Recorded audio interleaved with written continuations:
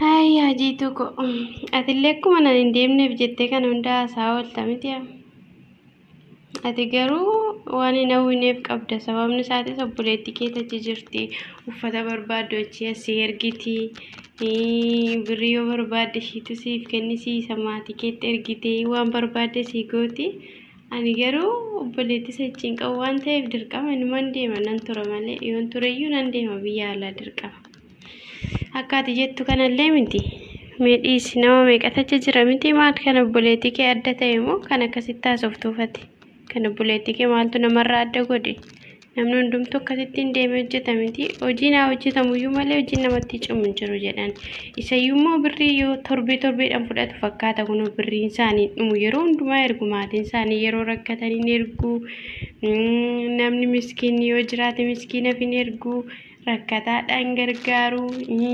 mana amantaa kan ijaaru jara waan hundumaa kan godhu jara birriin immoo torbeedhaan fudhatama kanaaf kaayyoon torbeedhaan fudhatu fakkaata akka yaadutti kanaafuu miiliyoon faarra deemuudhaan barbiyya sanatti birrii ati immoo kan hundumaa quban qabdu obboleettiin kee waan gaggaarii sitti mul'iste waan badaa bichaa sitti himti maaliif garuu akka ati hin deemneef jetteeti ishiin baakkish dhiisi bu'aan man deema yoon ture nan deema barumsi maal fayyade isa baratee teessa ga'e inni barate kun hojii dhabee mana keessa taa'amti olgalee anis baradhee gaafan fixa hojii malee taa'u irraa kanaafiyyuu amma barumsatti ammaan ganaa baqa waggaa koo lakkoofsisee waggaa meeqa dadhabbii koo itti dadhabu amma sana deeme too biyya alaa hojjedhee birrii koo mana ijaarradhee akka ijoollee warra bara qaba sanatti waan hundumaa fuhaa godhadhee galuu kunaa wayyi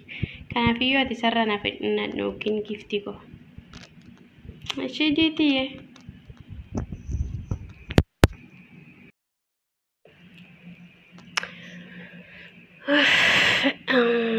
ay mimii koo inni hundumatti fakkaata namoonni baay'een akkasitti yaadu beektaa ijoolleen keenya irra caalaan kan miidhamaa jiran kan akka keetti yaadan kanaadha biyya alaan deema gaafa jedhan waanuma salphaa fakkaata afaanii yeroo dubbatan garuu immoo gubataa marqaa hubataa targaadha oromoo yoo ammaaku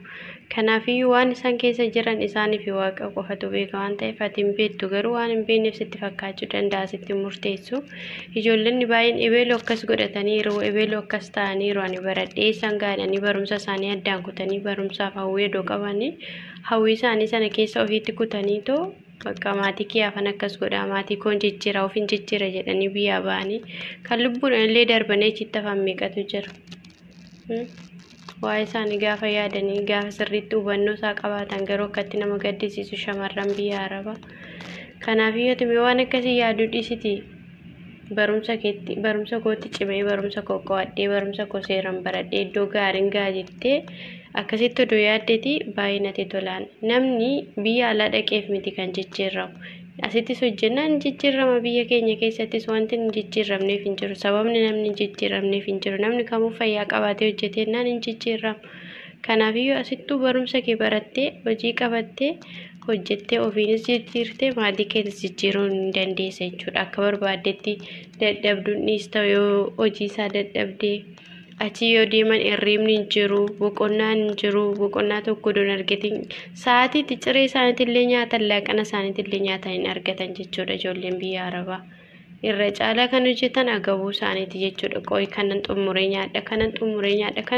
nyaadha otoo jedhaniiti otoo isaan ciree nyaatiin laaqanitti gaa baay'ee nama gaddisiisa kanaafiyyuu ati yaada akkasii of keessaa baasiti yaada akkasii dhiisiti waan gaarii yaadi dhugaa kun waan gaarii mitan tasumayyuu sin deeggaru kanarratti kanaafiyyuu waan gaarii iddoo yaadinatti tolaan yaada kana of keessaa balleessi yoo dandeesse ishiin mimmi koo kanaafiyyuu na dhaga'uu qabda immoo gorsa koo waan asiin jedhu hundumaa na dhaga'uu qabda odoo waan gaarii ta'e ani deemisiin jedha garuu waan gaarii mitiin ilaalcha hin taanedha kanaafiyyuu kan of keessaa baasiti barumsa kee qofatti cimuu qabda ishee